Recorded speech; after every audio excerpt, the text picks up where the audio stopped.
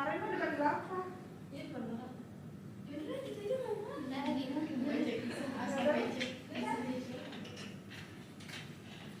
Assalamualaikum warahmatullahi wabarakatuh. Waalaikumsalam warahmatullahi wabarakatuh. Selamat siang semuanya. Siang, Bu. Oke, baik. Sepertinya masih pada lemes nih. Ibu harap di pembelajaran hari ini kalian bisa lebih semangat ya, walaupun udah siang, pasti kalian lapar, ngantuk gitu. Jadi ibu harap kalian tetap semangat dalam pembelajaran hari ini. Oke, boleh ketua kelas sebelum kita memulai pembelajaran boleh dipimpin dulu untuk berdoa. Baik, sebelum memulai pembelajaran, alangkah baiknya kita berdoa terlebih dahulu. Berdoa mulai. Berdoa selesai. Baik, untuk siswanya gimana Rizka sebagai ketua kelas? Hadir semua apa enggak ini? Hadir semua Ibu. Hadir semua ya? Oke, baik. Sepertinya kalian semangat nih untuk mengikuti kelas hari ini. Nah, jadi sebelum kita memulai pembelajaran hari ini, ada beberapa aturan kelas yang akan Ibu sampaikan untuk menjaga pembelajaran kita hari ini berjalan dengan lancar. Yang pertama itu ada peserta didik diharapkan hadir tepat waktu. Nah, sebenarnya kalian sudah memenuhi peraturan yang pertama nih. Terus peraturan yang kedua, peserta didik diharapkan dapat berpartisipasi secara aktif dalam proses pembelajaran. Di mana di proses pembelajaran kita hari ini itu ada diskusi kelompok. Di mana diskusi itu nanti akan ada 2 sesi, di mana kalian akan berdiskusi secara kelompok kecil, baru dilanjutkan ke diskusi kelompok besarnya. Kemudian nanti juga di sesi akhir akan ada post test dan juga akan ada refleksi yang kalian isi. Nah, untuk peraturan yang ketiga, peserta didik diharapkan dapat menciptakan kondisi yang kondusif selama pembelajaran berlangsung. Jadi ibu harap selama pembelajaran ini kalian bisa kondusif tanpa mengganggu kelas lainnya maupun mengganggu teman kalian sendiri dalam proses pembelajaran hari ini. Nah, untuk peraturan yang keempat, yaitu peserta didik diperbolehkan untuk bertanya dengan mengangkat tangan terlebih dahulu. Misalnya kalian mau izin buang air kecil atau misalnya ngantuk nih, saya boleh nggak Bu untuk ke kamar mandi cuci muka? Itu boleh ya. Diperbolehkan sekali untuk kalian izin demi menjaga keberlangsungan kelas dengan baik. Oke, selanjutnya. Nah, sebelumnya peraturan yang tadi gimana? Kalian setuju nggak nih? Setuju ya.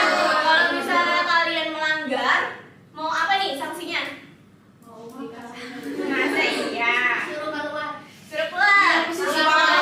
Benar ya, suruh keluar nih ya, sepakat. Oke, jadi ibu harap nggak akan ada yang melanggar ya. Oke, sebelum kita masuk ke kegiatan inti atau pembelajaran yang akan kita pelajari, di sini ibu ada recall time. Dimana dari recall time ini ibu menyajikan 3 kisah. Dimana kisah ini nantinya akan bisa memberikan kalian clue untuk materi pembelajaran kita hari ini. Ibu kasih waktu kalian 30 detik untuk membaca dan juga kira-kira apa sih menebak gitu materi yang akan kita pelajari hari ini itu apa saja. 30 detik ya. Semuanya, Bu. Iya, karena semuanya saling berkaitan juga tentang materi yang akan kita pelajari hari ini.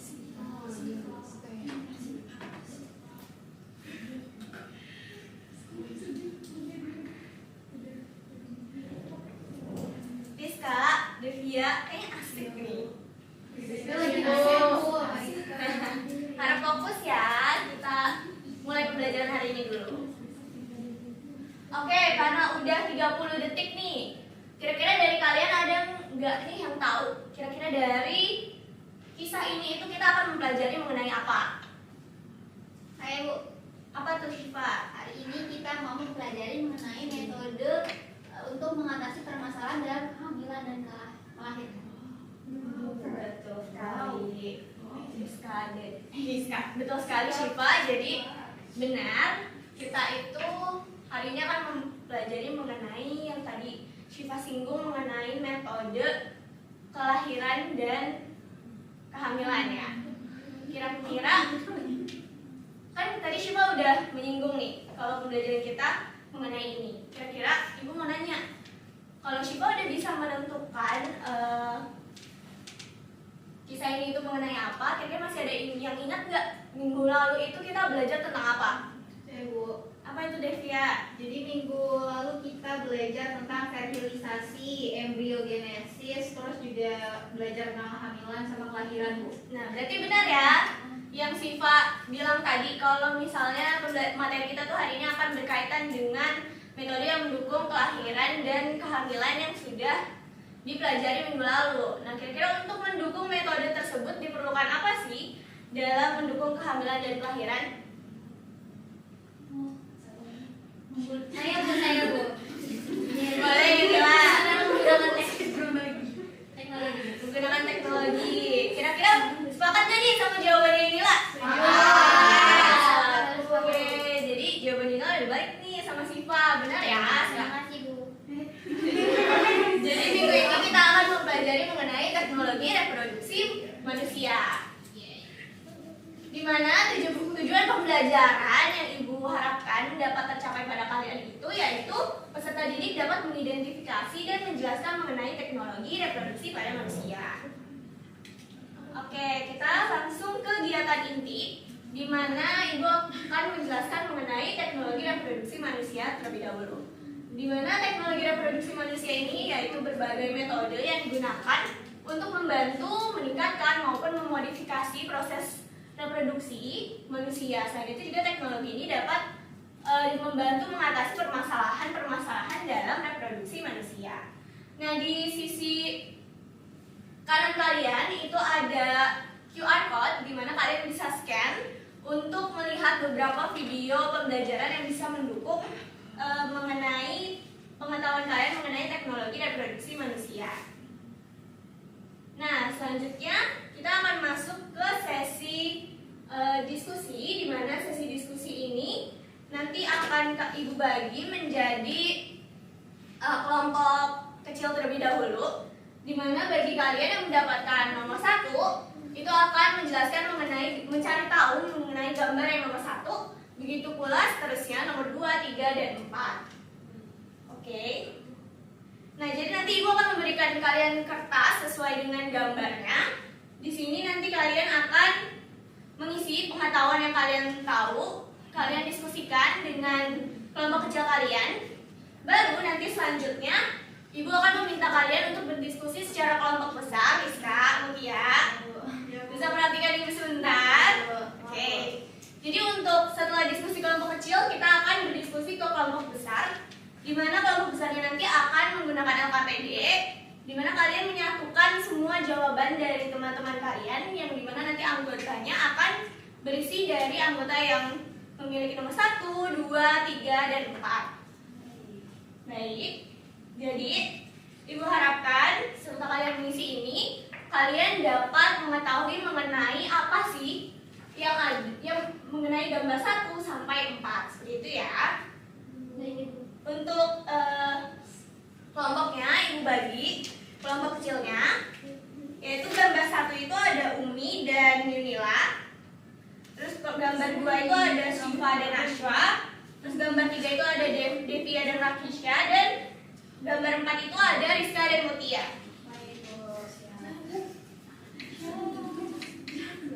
Oke, tadi yang udah Ibu sebutkan siapa?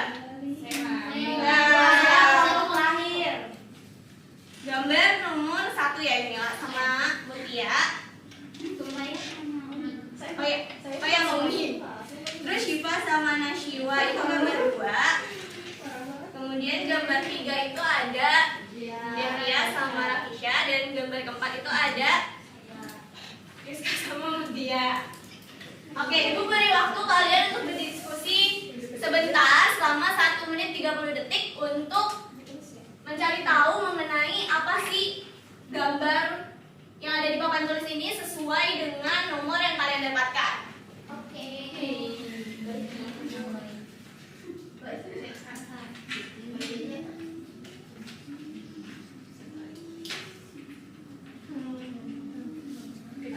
Cukup ya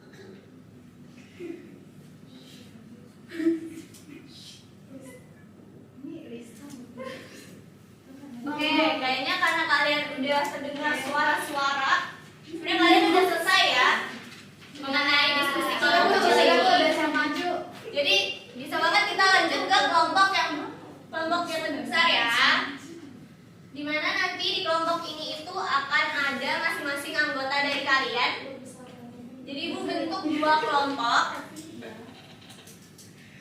Di mana kelompoknya itu ada kelompok 1 itu ada Umi, Syifa, Devia, dan Rizka. Dan kelompok 2 itu ada Yunila, Najwa, dan Nakisha serta Mutia. Kelompok 2 nih Mutia LKPD-nya. Kemudian ada kelompok 1 tuh.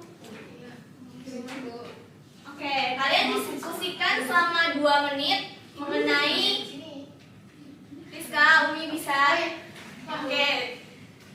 Jadi dari diskusi kelompok besar ini kalian bisa menggabungkan pengetahuan kalian semua mengenai gambar 1, 2, 3, dan 4. Jadi kalian berbagi sehingga temannya itu bisa mengetahui tanpa mereka belajar gitu ya. Jadi dari kalian saling memberikan informasi seperti itu. Terus waktu yang ibu kasih 2 menit cukup ya untuk kelompok besar ini. Oke, diskusi dimulai ya. Besarnya. Apa lagi?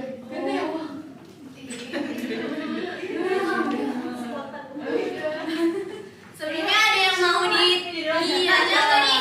Mengenai peraturan. Oh enggak ada. Yang presentasi nanti kelompok 1 maupun kelompok 2 dapat ya presentasi. Oke, untuk presentasinya nanti kelompok 1 Rizka ada pihak. Iya, Bu.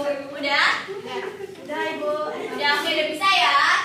Jadi untuk presentasinya nanti kelompok 1 itu akan mempresentasikan mengenai gambar nomor 1 dan gambar nomor 2. Oke. Ya, terus kelompok 2 mengenai gambar nomor 3 dan gambar nomor 4.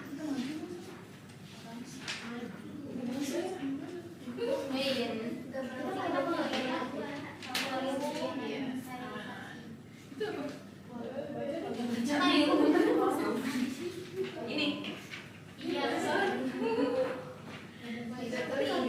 Bisa nggak lihat? Bisa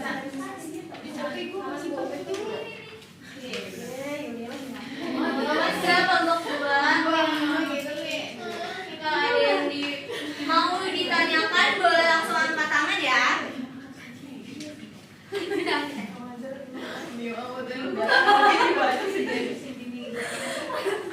Ayo Mutia, Najwa. Sepertinya asik nih. Udah selesai apa? Jangan-jangan kalau kalian? Sudah belum? Iya. Dipindahin aja, Bu. Itu ke Esa.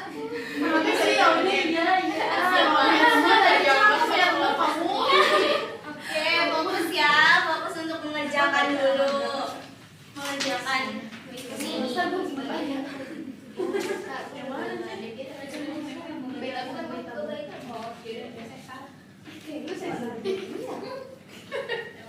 Oke, kalian udah selesai semua atau belum? Udah atau belum nih jadi? Kelompok 1 udah. Kelompok 2 gimana? Belum lagi Diskusi.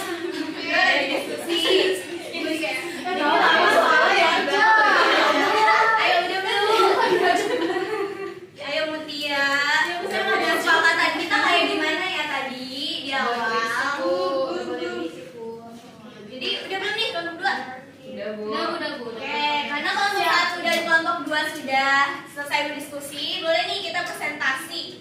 Lanjut ke sesi presentasi. Gimana Ibu mau kelompok 1 dulu deh yang maju. Oke. Boleh dimulai kelompok 1. Apa yang kalian dapat berdasarkan gambar kalian? Musik nih, nggak diajak aja. Ya, kalau 1 akan mempresentasikan gambar 1 dan 2 ya. Yang pertama gambar 1 dulu, kehadiran siswa. Umi, masya Allah. Ayo, didengarkan dulu ya Mutia. Yang pertama ya Cesar. Dan Apa sih? Ada apa nih Mutia? Ada masalah? Jadi definisinya itu prosedur pembedahan untuk melahirkan bayi melalui sayatan di perut dan rahim ibu. Untuk cara kerjanya, dokter membuat sayatan di dinding perut dan rahim ibu untuk mengeluarkan bayi. Manfaatnya untuk menyelamatkan ibu dan bayi jika persalinan normal beresiko untuk mengatasi komplikasi seperti janin sungsang atau plasenta previa. Terus ada juga tantangannya, jadi tantangan dari kelahiran sesar ini biayanya lebih mahal, masa pemulihannya lebih lama, dan risiko infeksi atau komplikasi operasi. Terus dampak bagi masyarakat itu bisa membantu mengurangi angka kematian ibu dan juga bayi, namun dapat memicu ketergantungan pada prosedur medis kemudian meskipun tidak darurat. Yang untuk gambar 2 itu ada gambar bayi tabung. Dan untuk definisinya sendiri itu bayi tabung merupakan teknologi reproduksi berbantu di mana pembuahan terjadi di luar tubuh atau di laboratorium, lalu embrionya ditanam sedalam rahim. Untuk cara kerjanya, sperma dan sel telur itu dikumpulkan, kemudian dibuahi di laboratorium, lalu embrio yang berhasil dibentuk ditanam ke rahim wanita. Untuk manfaatnya, bayi tabung itu dapat membantu pasangan yang mengalami infertilitas memungkinkan kehamilan meskipun dengan kondisi medis tertentu. Nah, untuk tantangannya sendiri itu biayanya tinggi, mahal gitu, nggak selalu berhasil juga, terus perlu proses yang kompleks dan juga emosional. Untuk dampak bagi masyarakatnya sendiri itu bisa memberikan harapan bagi pasangan yang tidak subur, tetapi di satu sisi dapat menimbulkan perdebatan etis dan juga aksesibilitas terbatas. Oke, sudah selesai? Sudah, Bu. Oke, jadi dari hasil diskusi kelompok 1 ini kira-kira gambar 1 itu mengenai apa? Ada yang tahu? Gambar 1 itu mengenai apa? Kelahiran Dasar. Terus gambar kedua mengenai apa? bayi tabung. Oke, udah benar ya. Gambar yang pertama itu mengenai kelahiran sesar dan gambar yang kedua itu mengenai bayi tabung atau IVF. Oke, terima kasih ya kelompok 1 sudah memaparkan hasil diskusi dengan sangat baik. Silakan duduk. Oke, ya. Selanjutnya kelompok 2 boleh silakan dipaparkan hasil diskusi kalian. Assalamualaikum. Kita dari kelompok 2 izin memaparkan terkait diskusi kita. Jadi untuk gambar yang keluarga berencana itu masuk definisinya itu upaya untuk mengatur jumlah dan jarak kelahiran anak dengan metode kontrasepsi. Kemudian untuk cara kerjanya itu menggunakan alat atau metode seperti pil KB, kondom, IUD, suntik, dan model alami untuk mencegah kehamilan. Untuk manfaatnya itu untuk menurunkan angka kelahiran, meningkatkan kesehatan ibu dan anak, mendukung perencanaan keluarga. Tantangannya itu adalah kurangnya edukasi, ketidaksedaraan akses, efek samping alat kontrasepsi, dan dampaknya bagi masyarakat adalah dapat mengendalikan laju pertumbuhan penduduk, meningkatkan kualitas hidup keluarga, dan mendorong kesetaraan gender. Oke, selanjutnya itu ada gambar yang kamu lihat, adalah sterilisasi atau vasektomi dan tubektomi. Nah, definisinya itu metode kontrasepsi permanen dengan cara memotong atau mengikat saluran reproduksi, yaitu di tuba falopi pada wanita dan vas deferens pada pria. Nah, cara kerjanya itu pada tubektomi, tuba falopi dipotong atau diikat sehingga telur tidak dapat mencapai rahim. Nah, kalau vasektomi itu vas deferensnya dipotong agar sperma tidak keluar saat ejakulasi. Untuk manfaatnya, kontrasepsi jangka dan tidak memerlukan pengawasan rutin. Lalu untuk tantangannya yaitu keputusan permanen dan masih ada stigma sosial serta kurangnya informasi. Untuk dampak bagi masyarakatnya itu dapat mendukung pengendalian penduduk jangka panjang, namun menuntut kesadaran dan persetujuan pasangan. Oke, sudah dulu. Oke, dari hasil yang dipaparkan oleh kelompok 2 nih, kira-kira gambar 3 itu gambar apa nih, Rizka? Ya, Rizka. Nah, Rizka nggak nyimak tuh. Ayo, asik nih dari tadi. Keluar dari kelas. Apa jadi benar? Berarti Rizka masih menyimak ya. Jadi benar ya, untuk gambar ketiga itu mengenai keluarga berencana. Nah, untuk gambar keempat Mengenai apa nih? Vasektomi dan bubektomi. Nah, keduanya itu disebut Sterilisasi.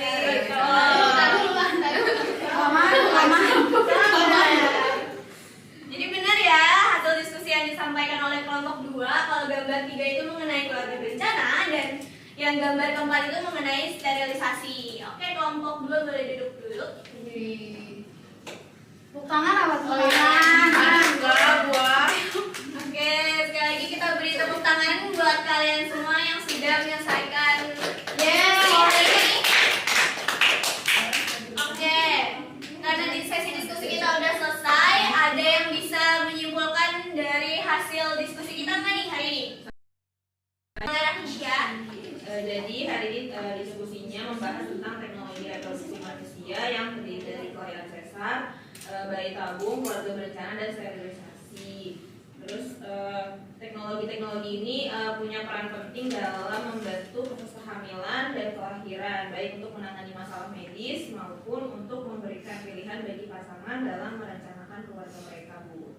Oke, baik, terima kasih Rakisya sudah menyimpulkan hasil diskusi hari ini. Ibu juga setuju banget sama apa yang udah disampaikan Rakisya bahwa teknologi reproduksi manusia ini tidak hanya bersifat medis, tetapi juga meliputi hak dan juga pilihan. Selain itu juga yang perlu kita ingat karena perkembangan teknologi juga semakin kencang ya sekarang. Jadi kita harus tahu bagaimana dampak serta manfaatnya bagi tubuh kita. Jadi harus lebih hati-hati dalam memilih bagaimana teknologi yang baik dan juga tidak. Oke, karena tadi kita sudah menyelesaikan sesi diskusinya, Ibu mau membuka sesi selanjutnya, yaitu sesi tanya jawab untuk mengetahui apakah kalian tuh tadi dalam diskusi itu semuanya tuh paham mengenai apa yang didiskusikan. Karena kan tadi kalian hanya mendapatkan ada yang nomor 1, ada yang nomor 2, ada yang nomor 3, ada yang nomor 4. Jadi dari sesi tanya ini, Ibu ingin tahu kira-kira kalian tuh setiap masing-masing dari kalian tuh tahu nggak apa yang kita pelajari hari ini. Oke, karena hari ini kita mempelajari mengenai teknologi reproduksi manusia. Kira-kira apa itu kelahiran sesar? Ada yang tahu? Saya Bu. Apa itu nih? Kelahiran sesar itu adalah proses kelahiran dengan operasi Bu, dibantu operasi, bukan lewat jalan lahir seperti normalnya. Oke, baik. Terima kasih ya Umi. Nah, berdasarkan jawaban Umi yang menyatakan bahwa kelahiran sesar itu merupakan kelahiran melalui proses operasi dan bukan melalui jalannya lahir. Kira-kira indikasi atau kondisi apa saja sih yang diperbolehkan atau disarankan untuk melakukan operasi sesar? Boleh Nashwa? Kalau ibu hamil itu mengalami komplikasi atau bayinya sungsang. Oke, bagus sekali Nashwa jawabannya. Jadi benar ya, ada beberapa indikasi yang diboleh melakukan kelahiran sesar, yaitu yang pertama tuh misalnya ada kesehatan ibu dan bayi itu menjadi pertimbangan. Oke, berdasarkan jawaban Umi dan Nashwa yang sudah menjelaskan bahwa kalian sudah dapat mengaitkan kondisi medis dari kelahiran dan dapat melanjutkannya untuk mengetahui metode kelahiran apa yang sesuai. Oke, selanjutnya kita akan ke gambar yang kedua. Kira-kira dari bayi tabung ada yang bisa menjelaskan apa itu bayi tabung? Saya Bu. Oke, boleh Mutia. Jadi bayi tabung itu pembuahan sel telur dan sperma yang dilakukan di luar tubuh, Bu. Dilakukan itu di laboratorium. Oke, betul Mutia. Nah, berdasarkan jawaban Mutia nih, menurut kalian apa aja tantangan emosional maupun sosial dari proses bayi tabung ini? Ada yang tahu? Saya Bu. Oke, boleh Mila. Mungkin itu karena stres karena prosesnya lama dan belum tentu berhasil. Oke, sangat reflektif nih jawabannya Yunila. Sepertinya pernah nonton atau membaca sesuatu mengenai bayi tabung. Jadi benar ya, bayi tabung itu keberhasilannya tidak semuanya berhasil.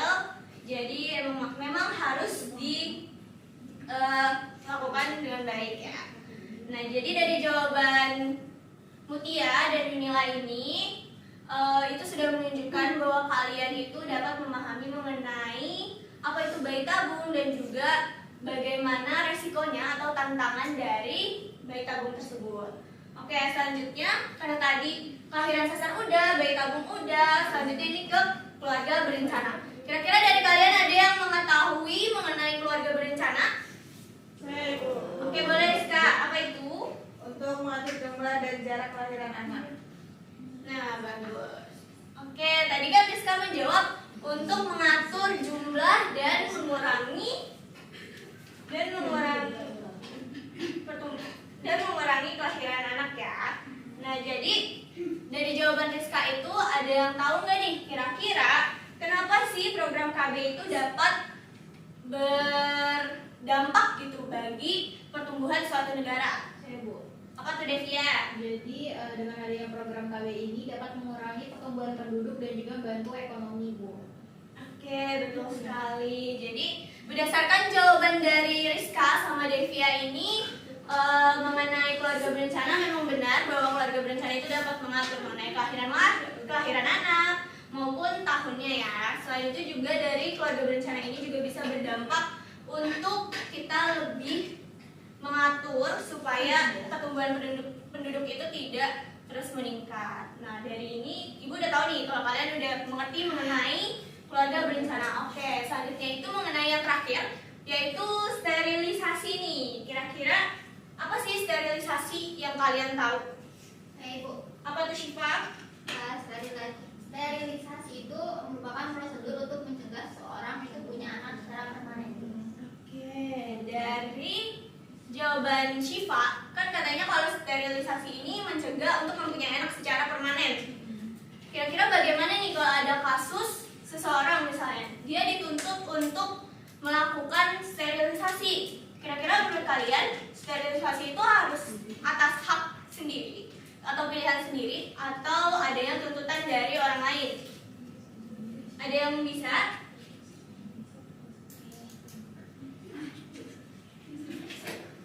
Ada yang bisa? Apa? Jadi pilihan pribadi atau atas paksaan nih kira-kira sterilisasi itu? Saya Bu. Oke, boleh Rakisha. Jadi harus berdasarkan pilihan pribadi Bu, karena itu menyangkut hak tubuh seorang. Oke, baik. Terima kasih Rakisha atas jawabannya. Nah, tadi kan Rakisha bilang kalau itu menyangkut hak ya, hak kita untuk melakukan sterilisasi. Nah, kira-kira apa sih kalau misalnya kita disuruh itu dapat melanggar atau enggak sih teman-teman? Itu termasuk pelanggaran hak asasi manusia. Oke, benar. Itu dapat melanggar hak asasi ya. Jadi dari sterilisasi ini kenapa tidak dianjurkan seperti keluarga berencana yang lainnya itu dikarenakan sterilisasi ini harus berdasarkan ada perintah dokter atau misalnya masalah kesehatan dan sebagainya. Makanya untuk sterilisasi ini dipisah dan tidak dianjurkan dengan sembarangan ya, harus dengan alasan tertentu. Baik, nah dari hasil sesi tanya kita hari ini, Ibu sudah tahu bagaimana saja pemahaman kalian mengenai hasil diskusi. Ibu juga sudah tahu bahwa kalian masing-masing dari kalian itu sudah memahami mengenai 4 gambar tersebut yang mengenai teknologi reproduksi manusia. Oke, sesi selanjutnya itu akan ada post-test. Post-test ini Ibu kasih waktu kalian hingga jam 3 sore nanti. Dikarenakan tadi Ibu sudah mengetahui pemahaman kalian, Ibu sudah mengevaluasi hasil diskusi kalian. Nah, sesi post-test ini masih tetap harus dikerjakan. Jadi Ibu kasih waktu kalian sampai jam 3 sore nanti untuk mengerjakan post-test ini, tapi harus dikerjakan ya. Apabila tidak dikerjakan, maka nilai kalian akan kosong. Sepakat semuanya? Oke, jadi harus dikerjakan ya. Oke, selanjutnya ini ada sesi refleksi.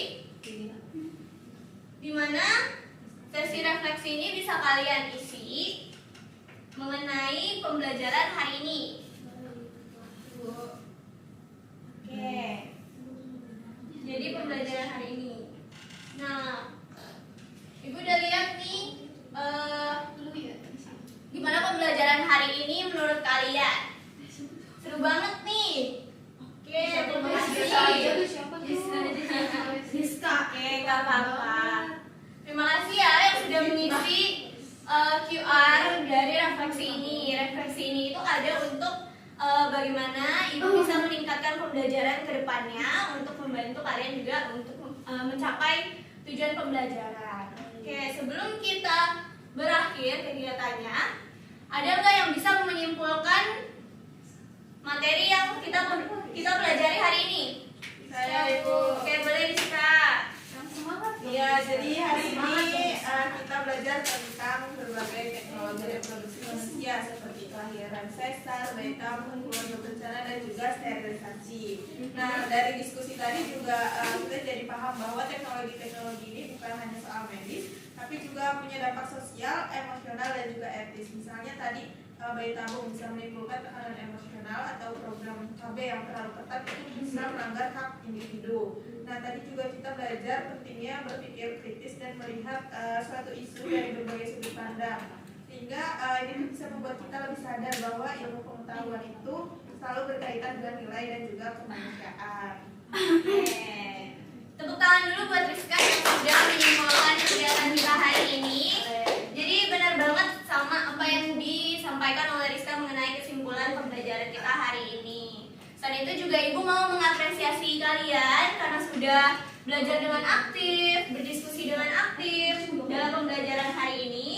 Selain itu juga kalian sudah dapat menunjukkan kemampuan kalian dalam mengevaluasi maupun juga dalam menganalisis serta dalam memahami gambar-gambar yang Ibu berikan kepada kalian.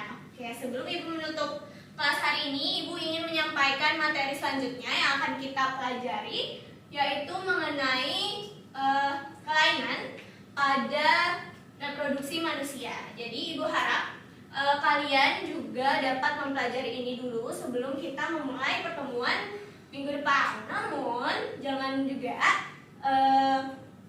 pembelajaran yang kita pelajari hari ini dilupakan. Jadi kita bisa pakai pembelajaran yang kita pelajari hari ini untuk pembelajaran minggu depan yang berkaitan dengan kelainan pada reproduksi manusia. Oke, Rizka, boleh dipimpin doa sebelum kita pulang?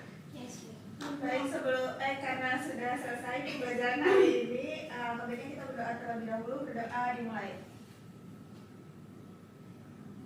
Berdoa selesai. Oke, baik. Terima kasih ya semua. Semoga sampai rumah dengan selamat.